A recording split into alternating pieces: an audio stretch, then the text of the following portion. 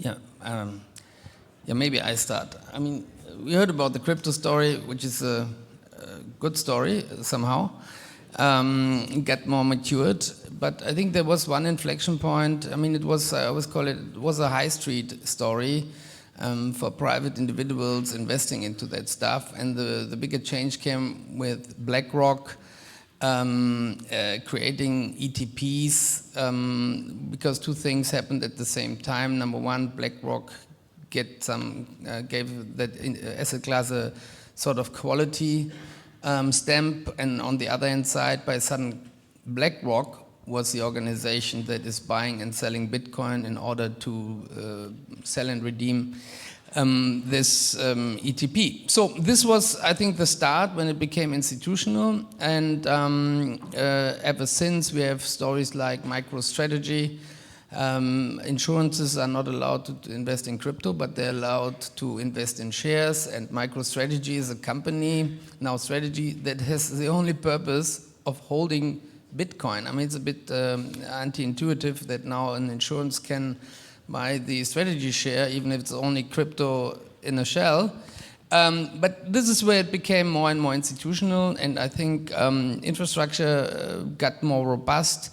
Providers, also like Bitpanda and so on, have matured, got more regulated, and so on.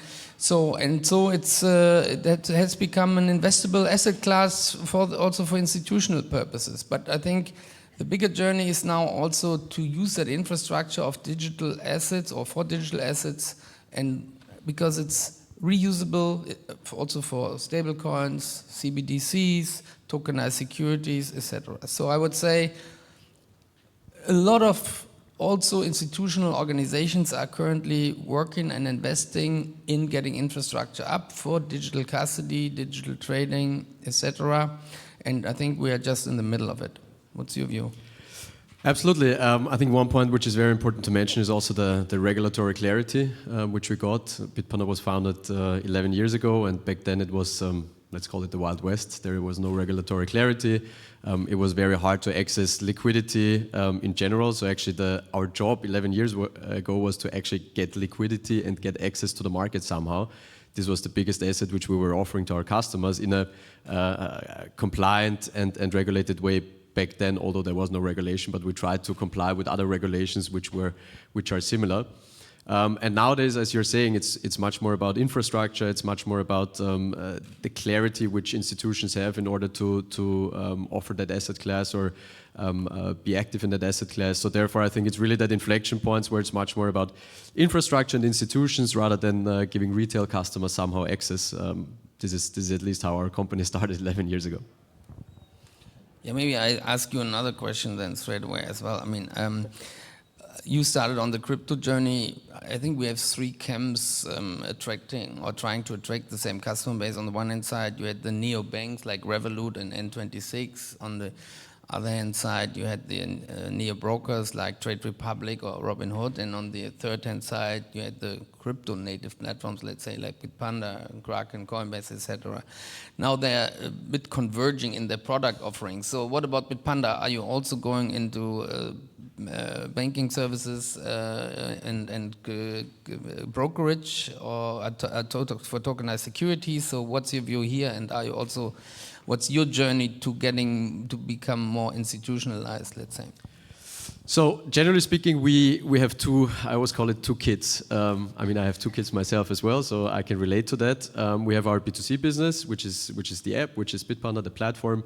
And then we have our institutional B2B or B2B2C business, which is Bitpanda Enterprise. And as it is two completely different businesses, but why are we doing that? Because we believe that at some point everyone will offer digital assets, and probably it will not be called digital assets anymore, just assets, right? And therefore we have started 4 years ago Bitpanda Enterprise to provide the technology and those products which institutions need in order to offer those services. I mean, that's a space which you probably know much better than I do, and this is why we're also more than happy to work together. But to answer your question on the B2C side, which is where you were relating to, yes, we believe that at some point all these companies are attracting a very similar target audience and very similar B2C customer. And no, we will not go into banking. This is not our aim, because we believe that you have horizontal players and you have vertical players, right? And we believe that offering assets as stocks, as ETFs, as metals, or as crypto, that is where we want to develop into. But no, we are not going to develop into a full stack provider, including banking and so on, at least not at this stage. And it's not planned, because we think we still have a lot of work to be done in order to further drive the B2C or retail adoption in various markets within Europe. And again, on the B2B enterprise institution side, we're partnering up with institutions like you in order to further drive that, because long term, yes, that's probably the game. But yeah, probably more interesting to hear that from you, what you see and hear from your customers and from your world, how that is developing that interest.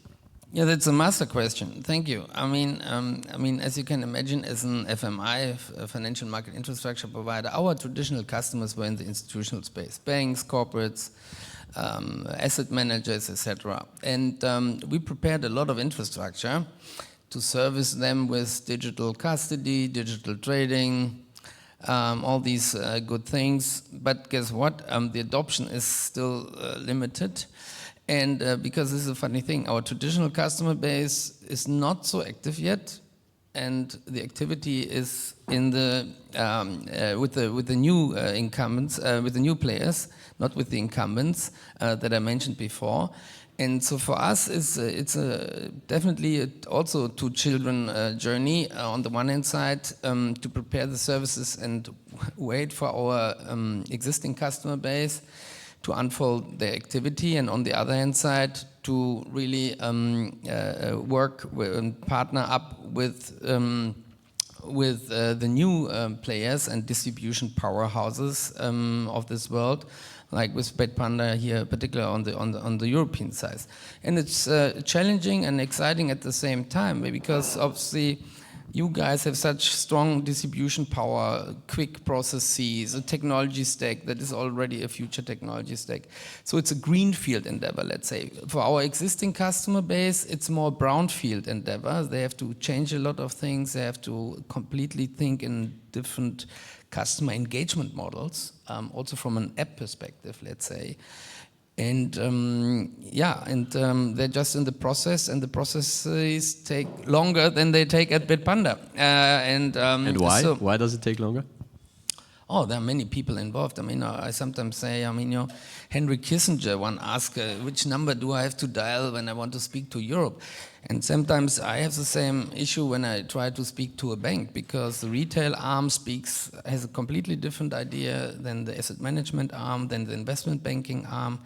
Then sometimes you have a head of digital, he understands everything, but has nothing to say, no budget, and so on. So it's very difficult to converge the vision, the budget, and activity in this case. So, and this is, I think, part of the delay factor, and this is much more condensed at Bitpanda in firms like this, right? Yeah, I mean, of course, this is our DNA. This is how we started, right? And I think it's always, if that's the product or the DNA which you started with, you're obviously much faster and much more adapted, because we grew up like this as a company, so we don't know anything else. And I think this is also what we encounter when we have institutional discussions, that the interest is very high, and I think everyone sees the adoption, everyone sees the use cases, but processes are quite long. But I think together, joining forces, we can definitely drive that, because I think also with two strong European players providing that infrastructure on the one side, but also the liquidity and other services, and also the knowledge. I think it's also what we see, it's a lot of knowledge sharing and giving confidence to those institutional clients, what that actually is and where that comes from, and what the processes should look like, and so on. We're a big believer that providing those services together will further drive institutional adoption, which is for sure the next phase of this industry. And how do you see that? I mean, let's say the customers that you have and all these others have together probably were customers of banks before. So for the, let's say, banks, it's asset allocation that went away from them. How do you think they cope with that? Do you think that is a trend that is ongoing and you have still rapid growth and the allocation comes from somewhere? Or do they pick up and there is a point coming where it's harder to get new customers? Well, on a blank sheet of paper, it would absolutely make sense to offer those services, right? Because in order to keep the assets under management and the customer activity. But I think institutions are, as you said, struggling with the pace and they need that time to market. Starting to build your technology by yourself right now takes a while. It's a complex technology. Again, focused companies like us have been building that over 11 years and we're still not done. So I think it's really, for them, the question, not so much about a revenue generating product, because I doubt that for big institutions, crypto itself will be the game changer. It's much more about, as you said, retention, engagement, keeping customer funds in their specific accounts, because yes, we see obviously a lot of those assets under management moving to platforms like us. They also move back at some point because still I think institutions have a very strong reputation and trust, which is good. That's how the financial system and industry has been built up. But I think they will and have to move at some point in order to retain their customers. And this is also why I said before we have these two kids, right? Because we believe that it's not only us on the B2C side. This is more like the train which keeps things moving and which pushes the institutions, but ultimately the institutions will offer it. And with also the regulatory clarity, which I mentioned before, that is something which hasn't been there 3 years ago. And I think Europe is really at the forefront, I have to say, in this case, of regulatory clarity. And that altogether, I think, will now really accelerate the institutional adoption, if you agree or not. I don't know. Yeah, and I can only encourage the institutions to take that investment because it's a no-regret move. You can use it for not only for cryptos, but also for tokenized securities, and when Alex is ready, also for the CBDC. So it's a multi-usable infrastructure, and you better start today because it's a journey. We see that also in the US, people are picking up here now because they have more clarity already. Ecosystems are forming, like we do as well, a distribution platform with a FMI. And it's happening as we speak, and it takes some time. It needs understanding, it needs technology, it needs plumbing. So it's a bit of a journey. And therefore, I can only encourage the institutional player, do it. It's worth it, and you learn a lot along the way. I'm obviously a child of the internet, and we founded the platform back then, and you see similar developments. In the beginning, people are hesitant, but those people that move first have a learning curve, and they have this learning curve until today, because you are always one step ahead of those that just start. So time is of essence here, because it's a process where you go 2 steps forwards and 1 step backwards. But that's the only way to do it, and to learn about it, and to inform your organization about it, and to get experience. So and this is also our learning. I mean, we at Deutsche Börse had to learn that as well, and to create a governance that is more swift, so we don't fall into that Henry Kissinger trap here, let's say. And I think we found a good way, and that's why we are able also to work with people like you that have a completely different pace, and you are not only always waiting for you, but sometimes we are even waiting for you, and you're not waiting for us. So that's great. Yeah, so this is the way. But now for you guys, I mean, regulation in crypto was not the natural friend initially. So what is your view now on regulation? Is it your friend? Is it a burden? Is it a pleasure and a burden? So how do you use it maybe also as a differentiator to competitors or to other platforms, let's say? Absolutely. The way we've been built up as a company was always in a very regulated, compliant way, although, as mentioned, a clear regulation took a while. But nevertheless, for us, it's not an enemy, it's a friend, right? I mean, you have clarity what you're allowed to offer. You have clarity of your business model. And I think that is a friend, and you need to deal with it. I mean, what's the point in working against it or not doing it or not adopting it? I think it's absolutely the right thing to do, and it's a fair and competitive regulation which is out there in Europe. So we see that as a very positive thing, and we were running around in Europe collecting a lot of licenses or similar licenses over many years, which took a lot of time, a lot of money, a lot of effort, and we collected 17, by the way. We still have them somewhere hanging around, and now we only need one, which is great. And it also, to a certain extent, allows us to operate, or that competitors who do not apply to those rules or who do not comply with the regulation, that they're slowly being pushed out of the market. But I think the next step is really important now, that regulators enforce that and enforce the players, and they're still very big. I think we still have to bear in mind we're the biggest European crypto platform, and then we're playing against the US guys and the Asian guys who come from much bigger markets, home markets. So I think a strong European play here with a clear regulation, which everyone who wants to comply in that market is invited, is welcome, and we play by those rules. And this is the good thing about Bitpanda. We're not, for us, a regulation is nothing which stops us in work, because we've been used to this for 11 years. I think some of our competitors now have to make sure, how do we comply and what is a regulation, because they've been built up in a completely different way. So therefore, I think we can relate much more to the institutional side, because I think that's also the world where a lot of institutions come from, and offering our services also to institutions, we have a much better understanding of what they need, how they think, how they act, what is important to them, and not the Wild West which happened or which existed a couple of years ago with many of our competitors still, actually, honestly speaking, a lot of them still in the market. So we need to make sure, together with the regulators, to enforce regulation, because otherwise a regulation is useless.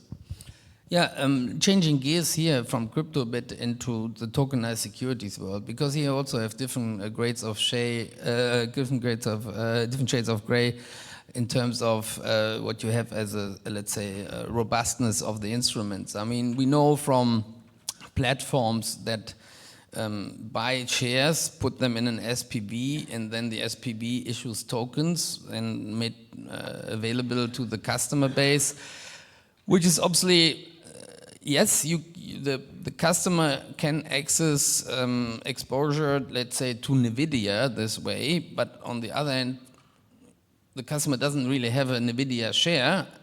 He has a promise of a company or an SPV. So, and you encounter then the counterparty risk of that particular SPV or provider.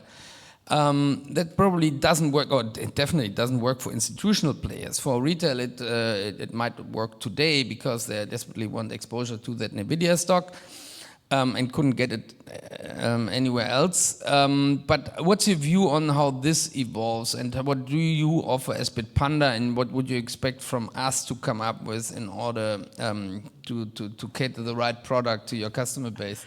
I think the answer is very clear. We just implemented real securities end of January on Bitpanda as a platform, and I think that's the answer, right? So that's what we believe in.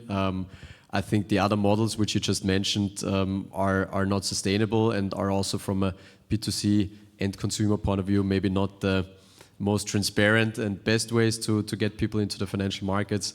So therefore, yes, we believe in on that side, in the more traditional world and traditional flows, and I think that's, although a lot of competitors are doing it differently, but yeah, we go a different route in this case. I mean, I can only say from an infrastructure perspective, it's not a trivial thing to have a proper share, because you have all these corporate actions, right? So you have dividends, you have coupon payments, they're still in fiat currency, and then you have mergers, spin-offs, splittings, and so on. And you cannot, if you put that all in a smart contract, it's a huge message. So you cannot do that either. So you have to come almost to the CSD level in order to be able at any given point to burn a tokenized security again and to mint a new one after such a thing. So, and This is obviously heavy lifting also for us, and but this is a clean solution. And in America, the DTCC is also working on it right now. They had more experience with the ADR conversion back then. For us, it's new here.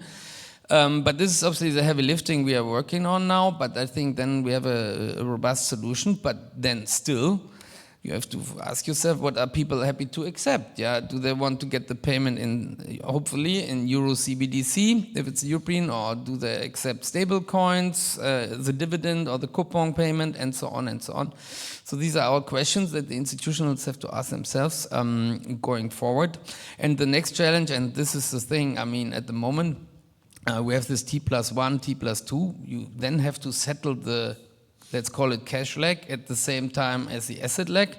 If this is not possible, you have a gap here, which is also not acceptable. So these are the challenges that we have then going forward. But I think we have a way to get there, but it will take another year. Between now and then, we have to work with the models that are out there, right?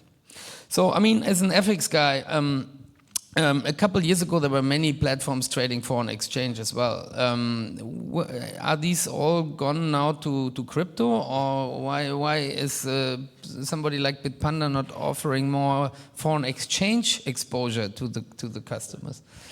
I'm not sure if they all gone into crypto.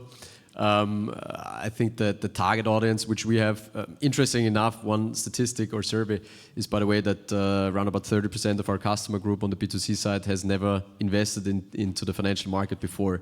So I'm not sure if it's just FX guys moving over. I think it's a lot of new people.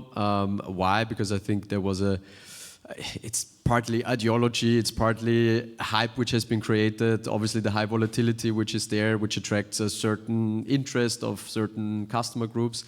And what we see nowadays, and I think that's also public knowledge and information, is that the high volatility profile which crypto had was very attractive, and now in the strange world which we live in, we have other high volatile assets, and we see that customer behavior is also moving into that, if it's oil, if it's gas, or whatever is going on in the world right now. So I think it's much more... But how quick are you able to adjust to that and to offer something on gold and gas and whatever? Well, we've had that always, and we have it, and we see that customer behavior is automatically shifting. I think customers are educating themselves. I don't think we live in a world anymore where we can dictate customers what to do, because throughout the different media channels and information channels which they have, they educate themselves. And all we can do is that we provide, and we call it to be the app for all your investments, ultimately, and say we offer all that stuff, and whatever you're interested in and whatever your risk appetite is and risk profile is, you can find that at Bitpanda. And that's what we see currently. I'm not sure if what your experience is, if you say FX traders were ideology traders in terms of FX, or was it the volatility, or what was the interest of them actually doing it? Was it, and that's more the question, I think, which we need to answer. And moving away from just saying, okay, a person wants to invest in a certain asset class. I think it's much more of what is the intention of the investment of that person. But I don't know what your FX experience, how that relates to that. Oh, you had many platforms in Japan and so on, and now they're all for crypto. Luckily, they also sell yen Bitcoin, so there's always a dollar Bitcoin and a dollar yen transaction, so we get some exhaust of this, but the pure currency trading in retail has gone down, I guess, unfortunately. Yeah. Anyway, there are other things coming. Now, on the tokenized securities, do you realize that an other audience in terms of age might be interested in tokenized securities than, or the demographics then are interested in the crypto side? Or are these just the people that were interested in crypto 10 years ago and now got older and more risk averse and now looking for safer products? Honestly, the service and the information which we have is that many of the customers do not know the difference. And I think that's what we need to work on. What is the difference between tokenized securities and real securities and the other asset classes? Because you can have a lot of risk warnings and other things in your platform, but I think that's, everyone knows it from themselves. You just click it away, right? You ignore it. You say you know what you're doing. And so I think we need to to all together as an industry educate people what the difference is. Because I really doubt, and also from the data that we see, that people actually know it, especially the retail investor, obviously not on the institutional side, and that's what we need to change and work on. And then ultimately, I mean, it's the freedom of each customer to then decide what product to use and what product to invest in. So my answer is basically, I'm not sure if everyone knows the difference, rather than if that's an on-purpose decision to invest either into real securities or tokenized or whatever else solution is out there. But again, that's just the data and the user behavior which we see. I don't know if you probably from an institutional side, you see that differently. Yeah, I mean, crypto is sounds so big, but if you consider how big the crypto market is or how small, and only in Clearstream we have 20 trillion in securities, that wait to be unlocked to be tokenized. So I think it's a huge market, and it should be as solid as it was and not be artificial creation of counterparty risk that is then leading to another product. And it all goes well when it goes up, but if the shit hits the fan, you see the problems that you have nothing in your hand, and then the people start to scream. So we should do it on the right footing straight away, and that's what we are working on, also together with you. On the tokenized securitized front, on the FX side, because for you also, if somebody trades Euro Bitcoin, it's Euro Dollar and Dollar Bitcoin at the same time. And that's why we appreciate the cooperation. And I think this is the way it has to go, right? I mean, on the one hand side, you are a very strong distribution channel, attracting with your app the customers, and we are the backbone and the infrastructure provider that hopefully can catalyze you to do what you do best, right? So that's a goal here. Yeah. Yeah, and ultimately it's great that I think two strong European institutions join forces, because I personally I'm a big believer in Europe. I mean, I love the world, but I think also Europe is much better than we sometimes think it is or act it is. So joining forces with all the knowledge, with all the trust, our institutions in each area have been building up. That makes a lot of sense. So as you said, we can accelerate time to market together, we can accelerate trust, we can accelerate credibility and compliance together for institutions. So yeah, I hope that the market is interested in that, and it's our job now to educate everyone and to accelerate that and to accelerate the time to market for everyone. But yeah, that's also one of the reasons why we're more than happy to work together, because if an Austrian company with a German company works together, usually that's a similar mindset of compliance and of regulations that usually works out quite well. Should work, yeah. I think so as well.